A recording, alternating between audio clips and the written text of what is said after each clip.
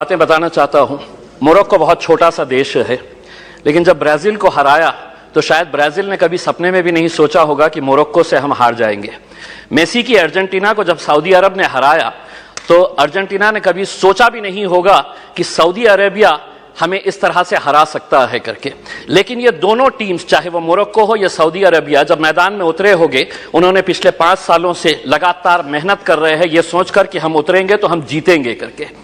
हमें 135 करोड़ की आबादी वाले देश के अंदर हम लोग क्या कर रहे थे उस वक्त? हम टेलीविजन के सामने बैठे हुए थे और हम ताली बजा रहे थे।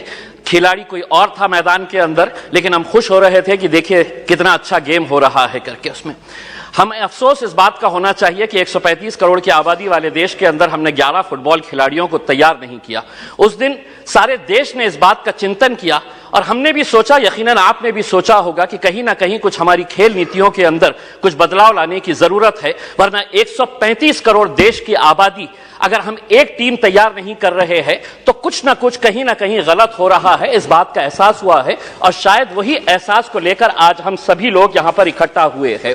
मंत्री जी, मैं आपसे पूछना चाहता हूं, यूएस और चाइना ऐसा क्या कर रहा है कि उनके खिलाड़ी मैदान के अंदर उतरते हैं? कोई भी इंटरनेशनल इवेंट जब ऑर्गेनाइज होता है तो उनके खिलाड़ी गोल्ड ऐसे ही हंसते हंसते लेकर चले जाते हैं। हम एक गोल्ड अगर लेके आ जाते हैं तो पूरा देश सेलिब्रेट करता है, बल्कि प्राइम मिनिस्टर ले लीजिएगा, पूरे मिनिस्टर्स ले लीजिएगा, पूरे चीफ मिनिस्टर्स उसका जश्न मनाते हैं। जबकि हमारे पास पोटेंशियल इससे ज्यादा है। कहीं ना कहीं हम कुछ ऐसा नहीं कर पा रहे हैं वो कर रहे हैं करके। वो क्या कर रहे हैं? तो वो बचपन से ही अपने खिलाड़ियों को आइडेंटिफाई कर रहे हैं, कौन हमारा खिलाड़ी कौन से खेल के अंदर है, और उसके बाद पूरी जिम्मेदारी उनके स्पोर्ट्स एसोसिएशन, फेडरेशन और वहां की सरकार उठा रही है। हमें मंत्री जी हमारे शॉर्ट टर्म गोल्स और हमारे लॉन्ग टर्म टारगेट्स क्या होने चाहिए, इसको आइडेंटिफाई करने की जरूरत है। मंत्री जी, मैं आपसे अनुरोध करना चाहूंगा, एक सर्वे करवाइएगा पूरे देश के अंदर कि कितने ऐसे स्कूल्स है कि जहां पर स्पोर्ट्स टीचर्स मौजूद है।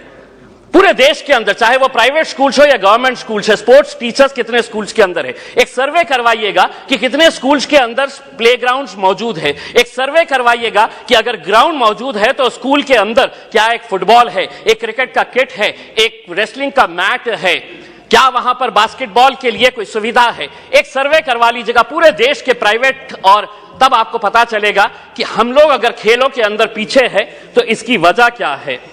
अध्यक्ष महोदय, मैं आपसे के जरिए मंत्री जी से यह अनुरोध करना चाहूंगा, 75 साल देश के आजादी के हो गए हैं, हम वैसे भी करोड़ों रुपया ऐसे वैसे कामों के ऊपर खर्च कर रहे हैं। मंत्री जी ये जिम्मा उठाइएगा कि 75 साल देश की आजादी के मौके के ऊपर हम हर स्कूल को एक स्पोर्ट्स किट प्रोवाइड करेंगे, जिसके अंदर एक फुटबॉल रहेगा, एक रेसलिंग का मैट रहेगा, एक बैडमिंटन के लिए, वॉलीबॉल के लिए जो नेट लगता है वो रहेगा। अध्यक्ष महोदय, एक मिनट, मैं सिर्फ सुझाव दे रहा हूं, और उसके ऊपर लिखिएगा कि अगर खेलेगा इंडिया तो जीतेगा इंडिया। उसके ऊपर आपकी तस्वीर लगाइए, आदरणीय पंतप्रधान जी की तस्वीर लगाइए, और एक 75 साल का तोहफा बोल के देश के तमाम स्कूल्स को आप ये दीजिएगा। हर राज्य के अंदर 4 कम से कम स्पोर्ट्स यूनिवर्सिटीज होनी चाहिए। मेरे शहर के अंदर थी, पूना वालों ने उठाकर उसे पूना लेकर चले गए।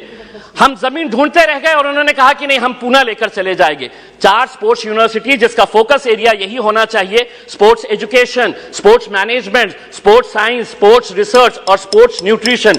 मैं मंत्री जी आपको बताना चाहता हूं, औरंगाबाद के अंदर एक स्पोर्ट्स अथॉरिटी ऑफ इंडिया का साई का एक्सीलेंसी सेंटर है। आज तक करोड़ों रुपया आपने खर्च किए हैं उसके ऊपर, लेकिन कोई भी एक इंटरनेशनल लेवल का वहां पे इवेंट ऑर्गेनाइज नहीं किया गया है। आप खेलो इंडिया के जरिए आप अंडर 17 के टैलेंट को आप आइडेंटिफाई करते हैं, हम उसका स्वागत करते हैं। उसी तर्ज के ऊपर अगर स्कूल गेम्स फेडरेशन, अध्यक्ष सिर्फ एक minute, school games federation of India को यह जिम्मेदारी देते हैं कि आप अंडर 14 के जितने भी टैलेंट है उसको आइडेंटिफाई करिएगा। दूसरा, सबसे जाते जाते सिर्फ यह कहना चाहूंगा, भारतीय जनता पार्टी के एक एमपी है बृजभूषण सिंह जी, वो खुद एक पहलवान है। अगर वो रेसलिंग फेडरेशन ऑफ इंडिया के प्रेसिडेंट है तो हम उसका स्वागत करते हैं, लेकिन जिसने कभी जिंदगी में कोई एक गोल नहीं किया वो फुटबॉल एसोसिएशन का प्रेसिडेंट, जिसने कभी क्रिकेट बैट नहीं पकड़ा वो क्रिकेट एसोसिएशन का प्रेसिडेंट हो गया है। इसीलिए हम आपसे अनुरोध करेंगे, एक नियम बनाइए, राजनेताओं को खेलों से दूर रखिएगा, तब जाकर हमारे खिलाड़ी